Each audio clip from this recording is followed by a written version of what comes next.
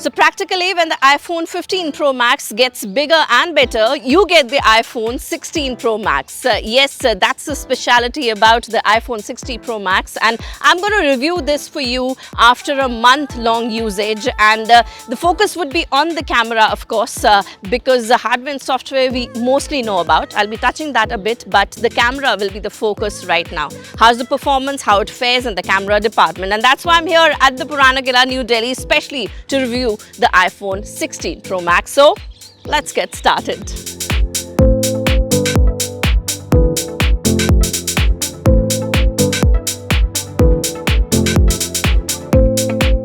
Design-wise, the iPhone 16 Pro Max packs a host of new things. Of course, the camera control is the biggest addition. Next, the bezels on the 16 Pro Max are slimmer than the 15 Pro Max. Last but not the least, the 16 Pro Max packs the biggest display ever seen on iPhone yet. I'll deep dive one by one now, but before that, here is the spec sheet.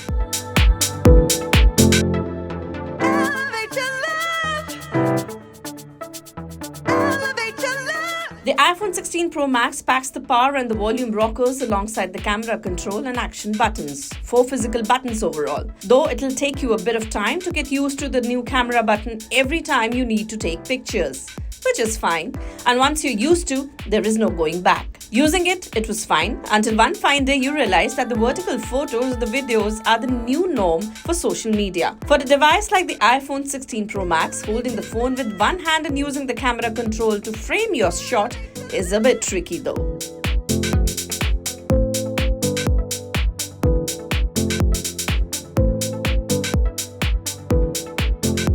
The Camera Control Edition is a new touch, and it's like a shout out to all photography enthusiasts to go all out with this one. But then the camera app is always there for such vertical video shooting. The iPhone 16 Pro Max display has rounded corners that follow a curved design that looks good. The bigger screen size with thinner bezels means that you get a more immersed viewing experience, and that's about it. And yes, even after being big, it was easy and handy to use it.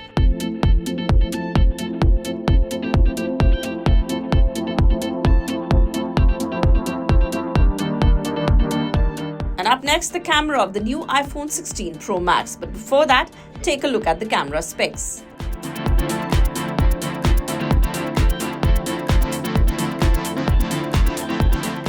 So for those who know Apple, they know that the Apple is ramping up the game in the camera department and giving some exciting pro features to their Camera Pro users. Yes, and that's the new addition in the camera department here also for the iPhone 16 series, where you get a camera button. That's a new addition, and it works how? So before we start a review of the camera here and tell you all about the pictures that we've taken, let's just see how the camera buttons actually functions. The camera control button enables quick access to various camera functions. A light press opens the camera app, while another quick press captures the photo. If the camera is set to the video mode, a click starts and stops the recording. The 4 sensors differentiate between a click and a light press. A light press brings up controls like zoom, displayed in a new interface next to the button. A double light press reveals a menu for additional camera settings such as exposure, depth of field, styles, tones, and the option to switch between rear camera sensors. Users can swipe on the button to select the desired option, while the default action is to change zoom levels. Switching to a different setting will cause the camera control button to display the adjustment bar for your chosen setting the next time you open the camera app. And now let's talk about the camera functionality. First, the daylight photos, which came out stunning, enough details in each shot, stunning dynamic range, excellent saturation, and most importantly, natural and gorgeous color. The primary 48MP sensor is solid for daylight photos. Photographic styles. You can play around with your images with all new photographic styles that adjust tones, colors, and more in real life. You can now change the style after clicking an image, which wasn't possible earlier. Macro shots also came nice. However, you need to do some work to make sure you nail the shot. Well, received a decent update on the telephoto camera, and I got some fantastic zoom results at 10x, 15x, and the 16 Pro Max manages amazing results with ample details.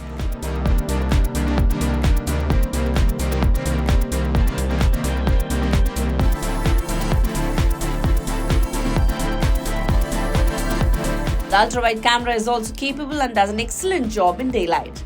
There's a noticeable upgrade over the 15 Pro Max shots in terms of image details captured.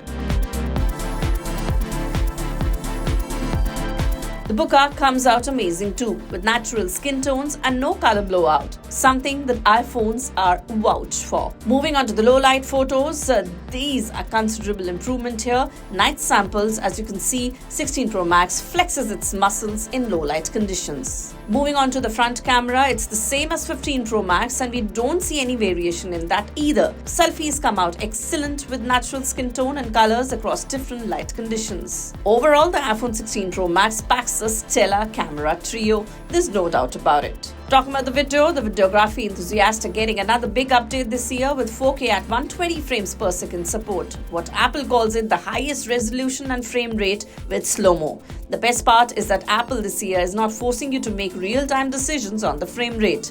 You can adjust the playback speed after capture in the Photos app. Well, we show you 2 video samples, one the slow-mo, one the normal, and you be your own judge.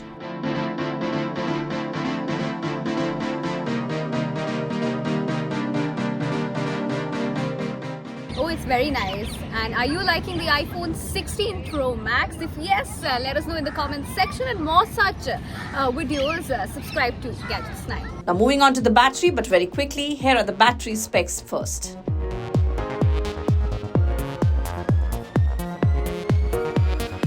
So the wired charging 16 Pro Max reached 55% in 35 minutes and a full charge with a 20 watts adapter about 100 minutes and at times can take up to 120 minutes depending on multiple factors.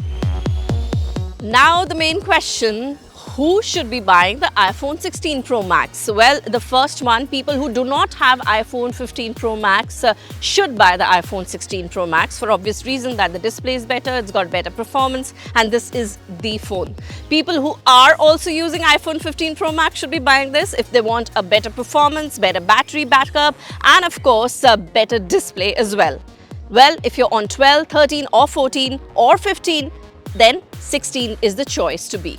And yes, if your budget allows, you should buy it anyways. Like I always say, iPhone is an iPhone is an iPhone. Well, what better, more features than any other phone that has is the one I have in my hand, that's the iPhone 16 Pro Max. I gave you all the camera review of this phone, how the performance is in terms of the camera department. So very quickly before we wrap up, here are the pros and the cons of the iPhone 16 Pro Max, and after this you decide if you will buy the iPhone 16 Pro Max or not. I told you all about it. Now you thank me later and let me know, did you buy it or not?